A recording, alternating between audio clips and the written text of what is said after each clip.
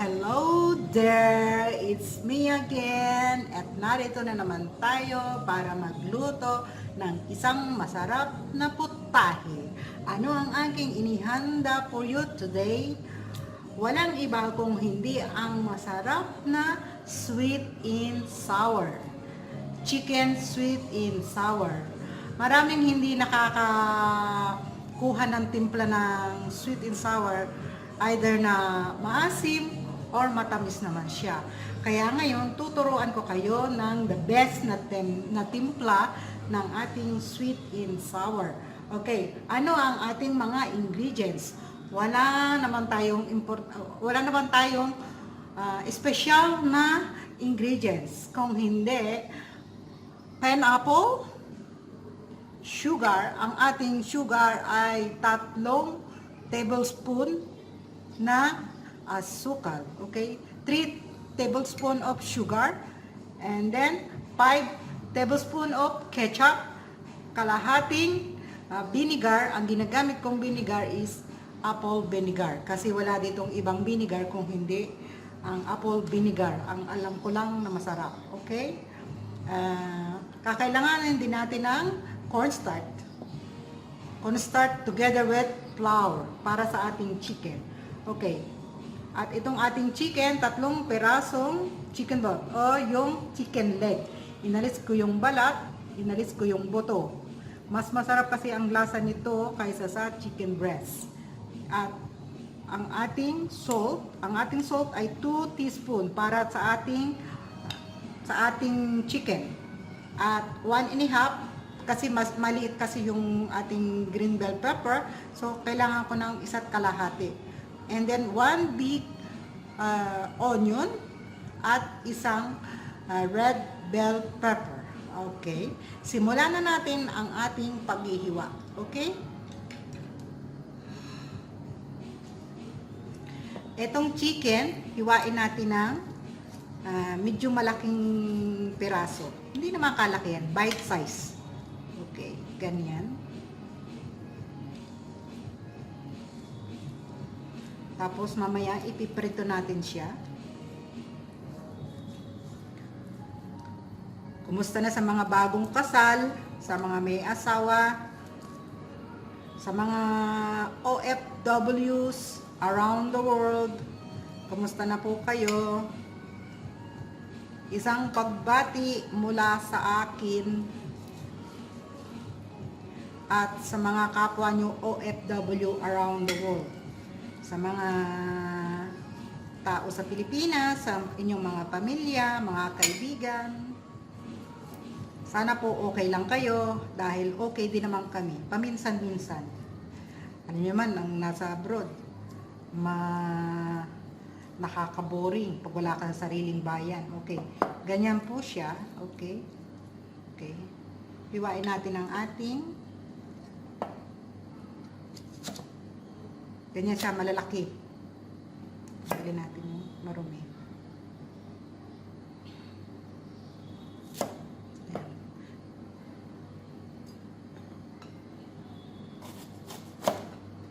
Tanggalin natin yung seeds.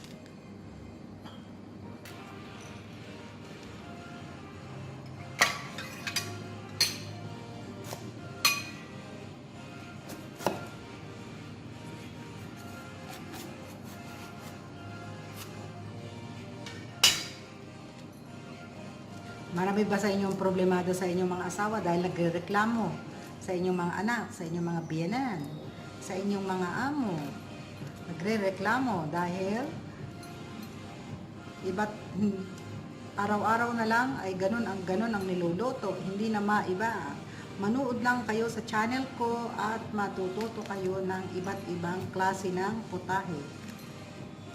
Mula sa Indonesian, Filipino recipe, Chinese recipe, Thailand recipe, at pati na rin sa ibang country.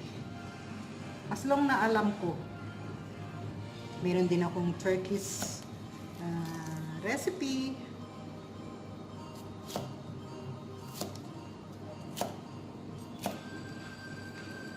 Sa mga gustong matuto ng paggawa ng sushi. Meron din akong sushi tutorial.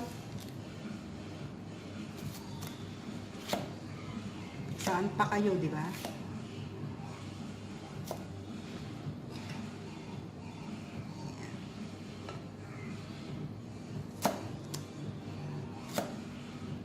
Ganyan lang siya, spear.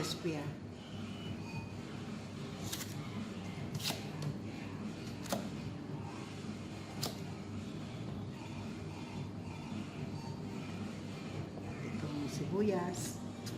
Ganon din ang hiwa niya.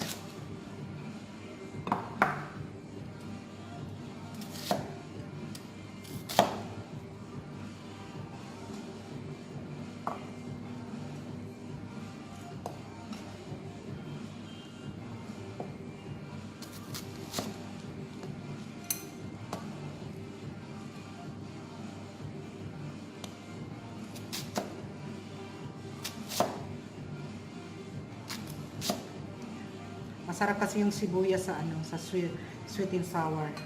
Pwede mo siyang kainin. Ayan na ang ating mga ingredients. Ilagay lang natin itong ating salt.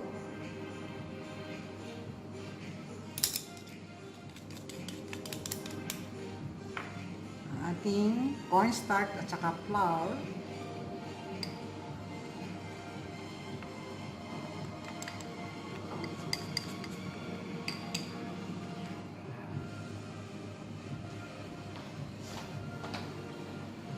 Lagyan natin ng konting tubig.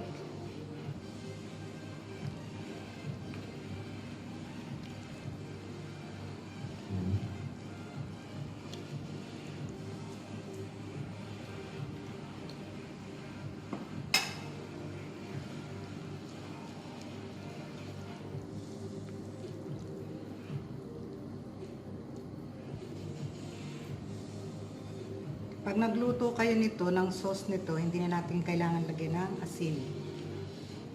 Basta ito lang chicken natin ang merong asin.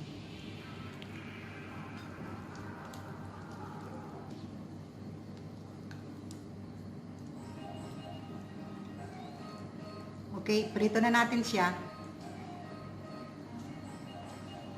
Okay guys, ito prito na natin itong ating chicken. Ayan, mainit na yung ating oil. Lagay na natin yung chicken, isa-isa. Malaki yung aking wok. Kasi dito ko na rin siya lulutuin mamaya.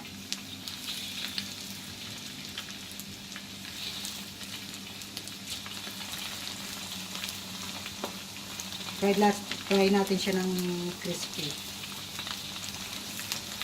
Kailangan medyo madami siyang flour. Dapat coated siya.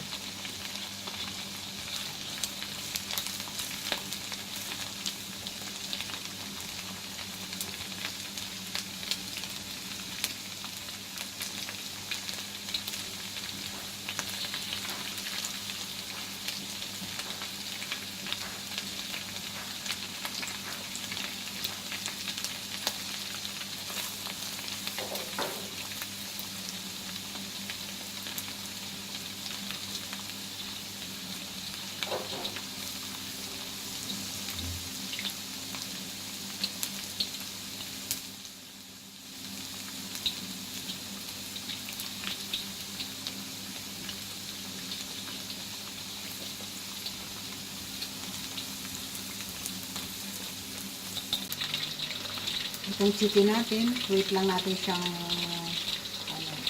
maging brown. Pag brown na siya, okay na siya.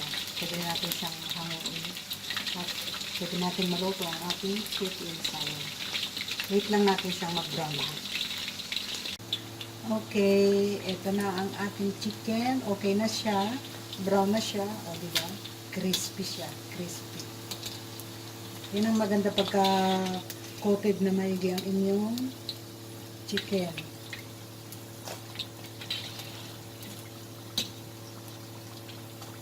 Lapit na tayo sa ating final countdown.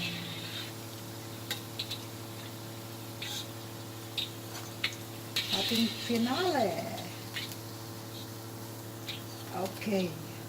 Sige. Luto-luto na tayo. Ito na ang aking mahiwagang kawali. Unahin natin ang sibuyas.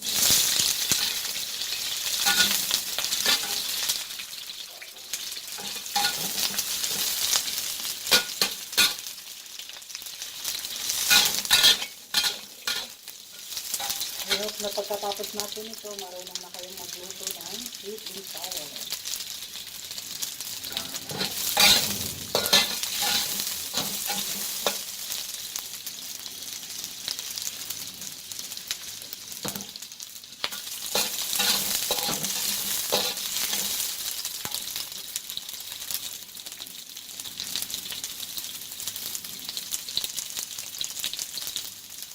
Guys, sana huwag mo kakalimutan mag-subscribe sa aking channel. Like lang po. Share. Comment.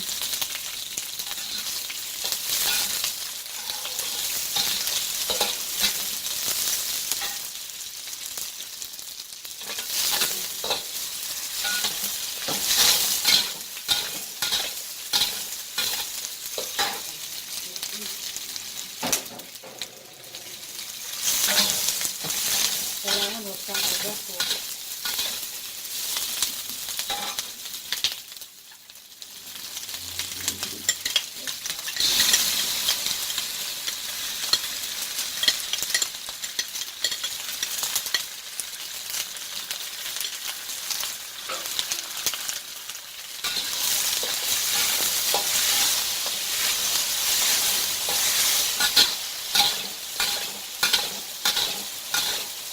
Dapat gisa-gisa natin ito sa ating ketchup para matulad.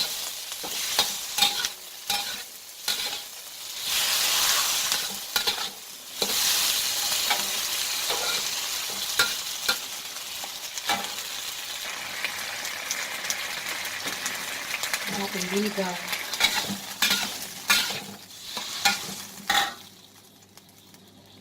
Mabilisan lang to.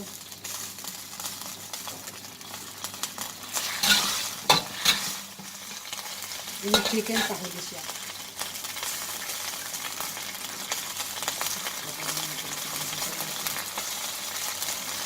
Yung pineapple, pwede yung fresh, pwede yung nasa lata.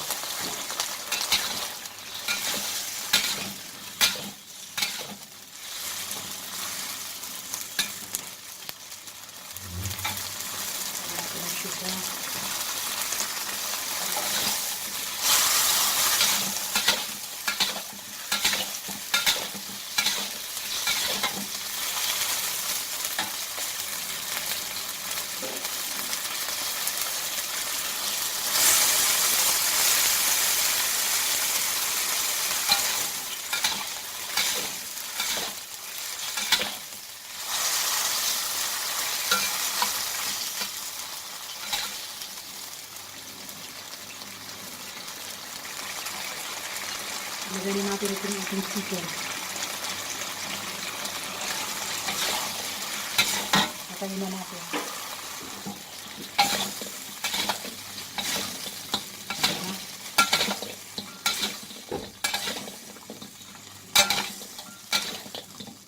Kailangan pag nalagyan natin yung ating chicken, papatay na natin yung ganun na siya.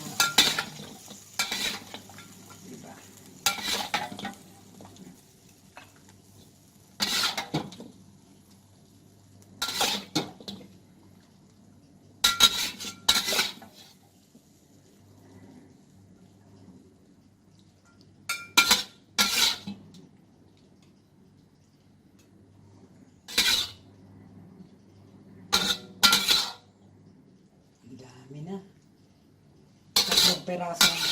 Tatlong pirasong chicken leg lang to.